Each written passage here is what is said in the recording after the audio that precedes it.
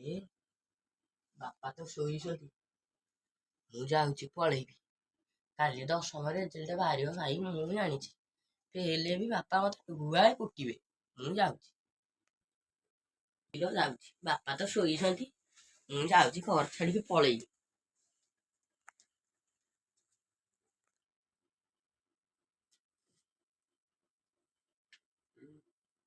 ଆରେ ଟେଷ୍ଟ କୋଡା ଯଦି ଦଶମ ରେଜଲ୍ଟ ବାହାରିବ। କବାଟ ବି ଖୋଲା ହେଇଛି, କୁଆଡେ ମତେ ଦେଖି ଲାଇଟ୍ ଟା ବାହାରି। ଆରେ ବୋଉଲୋ, ରୁମ୍ ଲାଇଟ୍ ଜଳିଲା।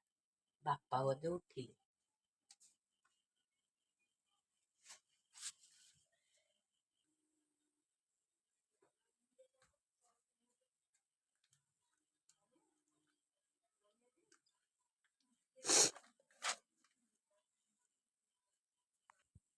ରିତେଶ, ରିତେଶ ବାବଲୁ।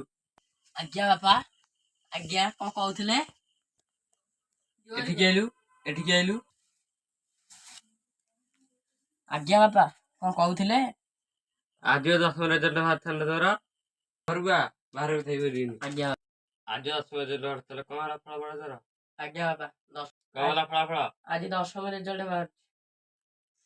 ଆଜ୍ଞା ବାପା, ଆଜି ସମସ୍ତଙ୍କର ରେଜଲ୍ଟ ବାହାରିଛି।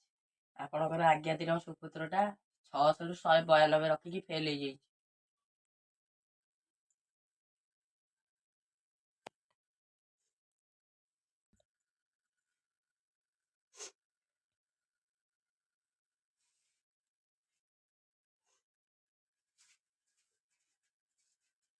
ତୁ ଏତେ ଭଲ ମାର୍କ ରଖିଛୁ, ମୁଁ ନେଇକି ଆଜି ପୁରସ୍କାର ରହିଥା।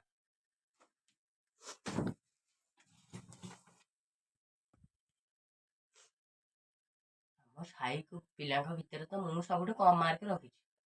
ଆଉ ମୋ ବାପା କଣ ମତେ ପୁରସ୍କାର ଦେବେ? କଣ ଦେବେ ଆଉ? ଭଲ ପୁରସ୍କାର ଦେବେ ବୋଧେ।